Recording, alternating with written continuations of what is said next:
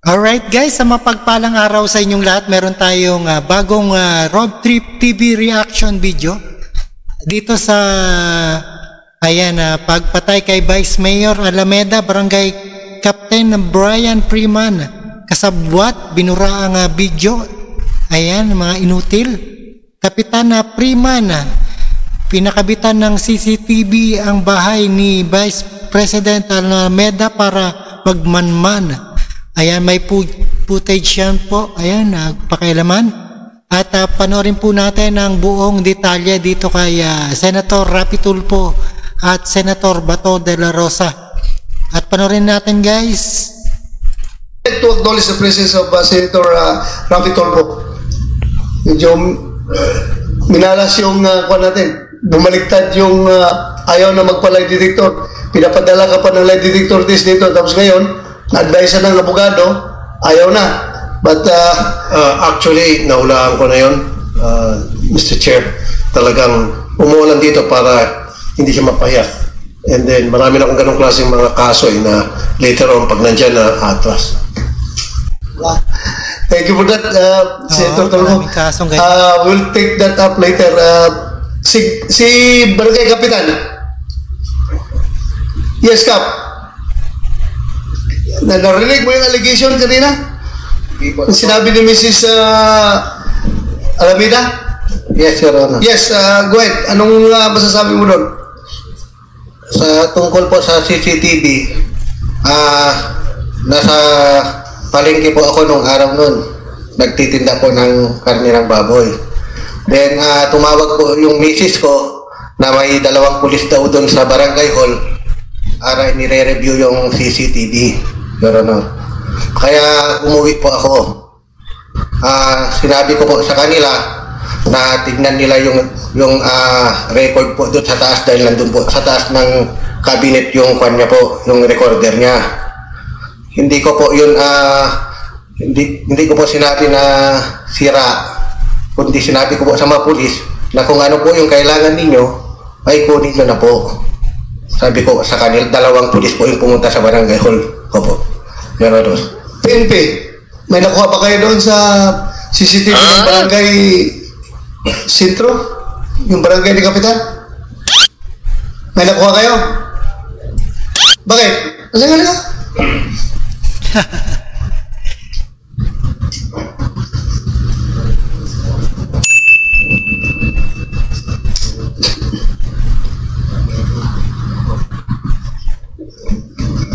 Good morning, Your Honor.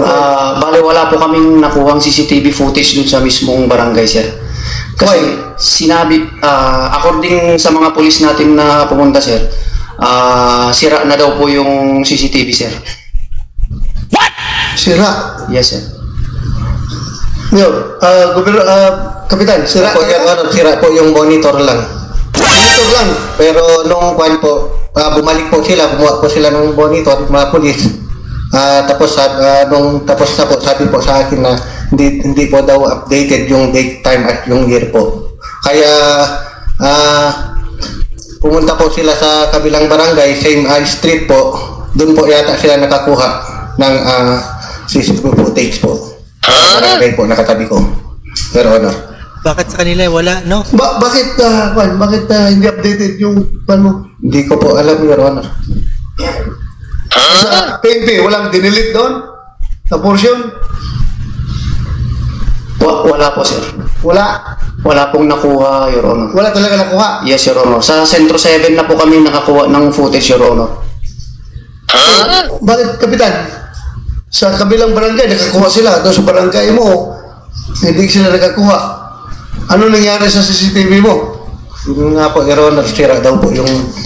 Ano sira daw po? Yung date po, ikaw ang Kapitan, ikaw nagkakaalam kung sira o hindi. Sira, hindi. Yung CCTV mo? Hindi po daw updated yung date saka yung year po, saka yung time. Hindi po update. Hindi up to date? Oo. Pero wala talaga daw sila nakuha. Meaning, pag sinabi niyo wala nakuha, walang laman. Yes, Your Honor. Pero mayroon pong nagpa-blatter po yung may nagpa-blatter na 2 barangay staff sa aming police station, sir, Your Honor. na sila po yung naka-duty ng barangay na yun. Tapos, ang nasabi nila dito, sir, when sir, aggan-gana ita CCTV mi. Yun yung sabi nila, sir. In which, sa Tagalog, sir, opo, sir, gumagana po yung CCTV namin. Bakit ganon? Di gumagana kay Mayor, kay Kapitan, ang CCTV? O, gumagana, hindi, bakit wala kayo nakuha? Nung ang sabi nila, sir, na kay Kapitan daw po yung password ng ano, sir? CCTV, sir. Na kay Kapitan? Yes, sir. Kapitan? Mr. Chair, Yes. Yes, Senator Tulfo, go ahead. I have so many experiences tulad sa ganitong kaso na kung saan kapag kailangan na po yung CCTV footage, kailangan gamitin sa isang crime na may nangyari, nabubura. Kaya nga doon sa batas na pinapasa ko, kapag halimbawa tulad nito si Chairman Freeman, kailangan natin yung CCTV footage sa isang crime na makakatulong mag-solve sa crime. Kakasuhan natin siya, makukulong siya. Yun yung pinapropose ko sa bill ko. Kasi very clear na binura nila yon. Binura. Yes. May lumapit sa kanya o sa kanila, inarbor yung yung laman ng Saka CCTV at niloloko binura. yung mga tao. Yun lang yun eh. Sabihin sira. Kasi sabi nila may laman daw, okay daw, di ba? Sabi nung nakausap ng pulis natin. And then pagdating kay chairman, burado na. So doon sa bill na pinafile ko, si chairman makukulong. Thank you for that, Bill, Senator Tulfo. Your Honor. Yes, Senator Pimentel. Thank you, Your Honor. And I can testify, Your Honor, na gumagana talaga yung CCTV kasi si Kapitan po, pinaglagyan po niya ng CCTV mismo sa tapat ng gate namin. So nakikita kong gumagana yon. So ngayon po, nung nangyari po yung krimen na yon, nagsuspecha na po ako na intentionally talaga nilagay yung CCTV sa tapat ng aming gate para mamanmanan ang lahat ng galaw ni Vice. Tapat ng gate ninyo. Opo, Your Honor. Mr. Chair, pwede Yes, ba? go ahead. Singit. Chairman Freeman, May intention pala. willing ka ba mag-undergo May intention. ng polygraph test na wala kang ginawang magic sa CCTV footage? Yes or no? No, Your Honor. Naloko na. Alam na this, sabi pa nila. At file na lang po sa court. Ano po? Bakit no? Gusto ko na malaman. Curious lang kami. Although karapatan mo yan. Kasi wala namang pilitan. Voluntary ito. At hindi naman tatanggapin din sa korte yung resulta ng polygraph test. Gusto ko lang malaman. Curious lang ako. Bakit? Kasi usually kapag ikaw ay malinis ang konsensya mo at gusto mong makatulong para mapaayos yung imahe mo, ay kung talagang inosente ka, mag-oo ka, di ba? Parang ako, walang kasalanan, gusto ko malaman ng buong mundo, malinis ako, I will submit myself to a polygraph test. Ikaw, ayaw mo. Bakit? At kailangan pang bumulong ang iyong abogado. Proper proceeding na lang po, Your Honor. Ano po? Proper. Proper proceeding na lang po, Your Honor. Ano po? Proper? Proper proceeding na lang. Proper proceeding? Proper proceeding naman to. Senate hearing to. Ano mo ibig sabihin? This is an improper proceeding? Sa proper proceeding ka na lang? Yan na. Sa court lang po, pwede mag-determine ng guilt ko po. Hindi, kasi Chairman, yeah, I know. Sabi ko sir kanina, voluntary ito. At yung resulta ng polygraph test, hindi tinatanggap sa korte. Nagets mo? Now, kung gusto mo maklear yung pangalan mo, makatulong itong polygraph test. This will clear you kung talagang inosente ka. Kasi doon sa polygraph test, malalaman kung ikaw ay nagsisinungaling o hindi.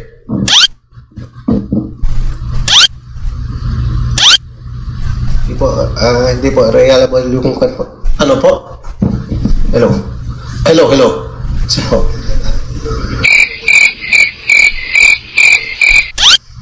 bulong pa more. Bulong pa Hindi mo. po reliable yung Hindi reliable. Your Honor. Ginagamit ito ng different authorities natin. Pa yan, di, Ready to check on the road? kakaiba yan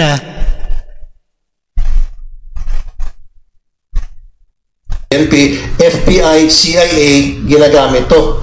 So how can you say that it's not reliable?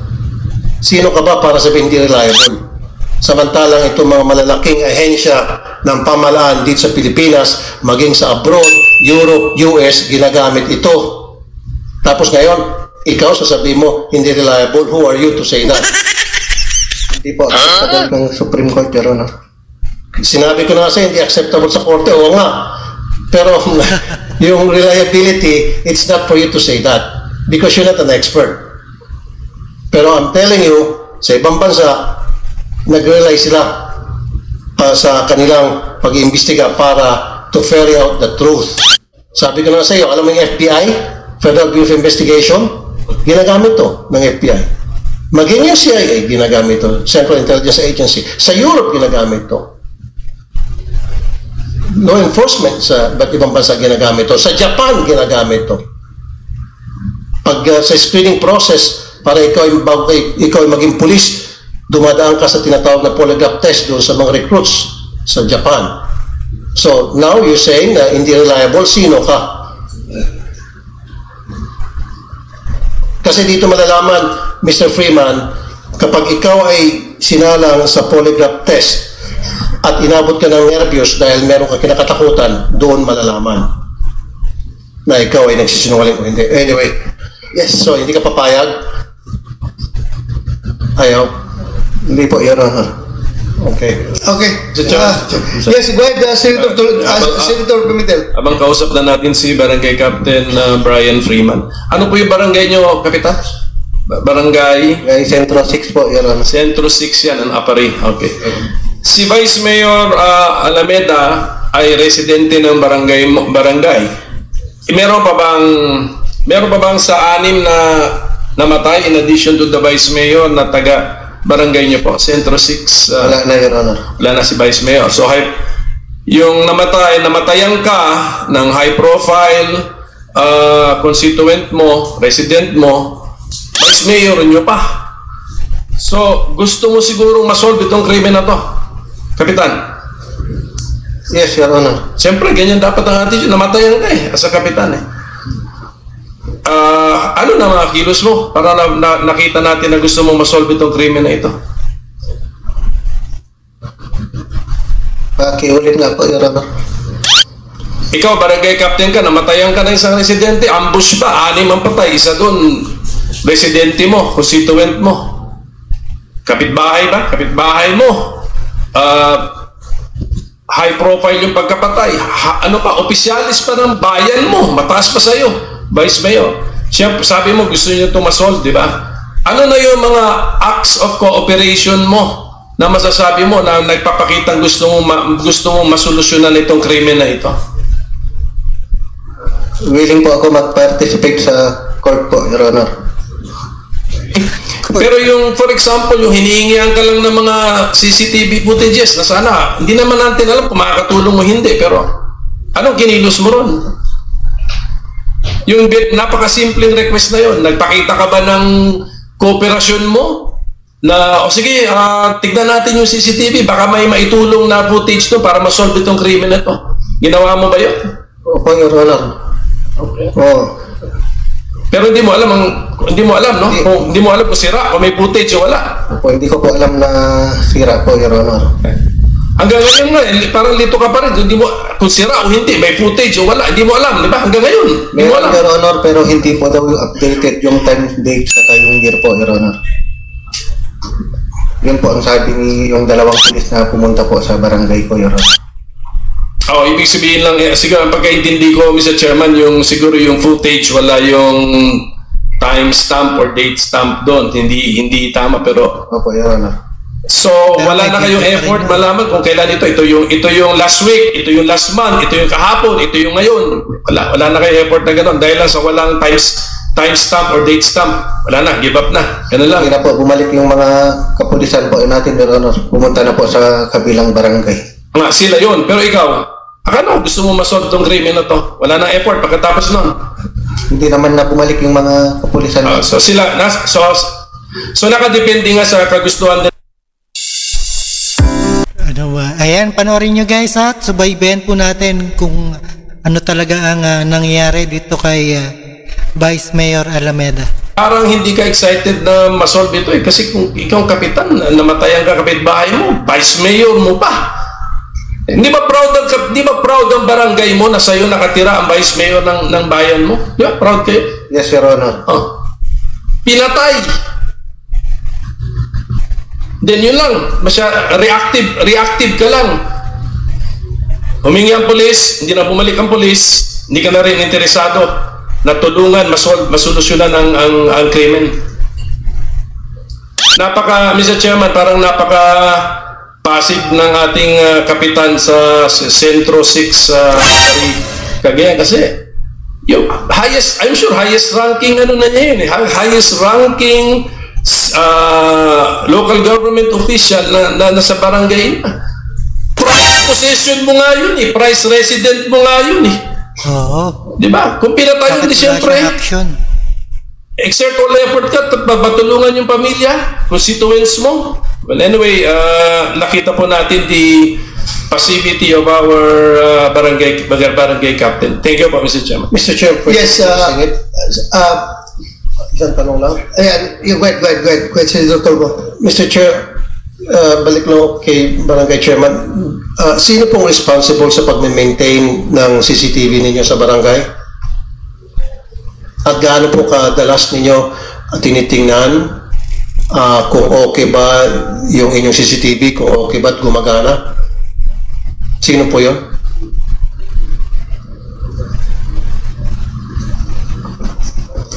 Pag may nagpapa-review po yung CCTV. Hindi sir, yung tanong ko lang sagutin nyo, sino po yung taong responsable sa pag-maintain ng CCTV para siguraduhin na maayos ang andar noon, na hindi sira, na hindi pumapalya? Sino yun?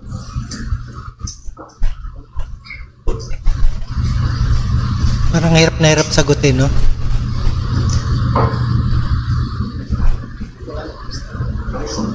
Buong konsil po, Your Honor.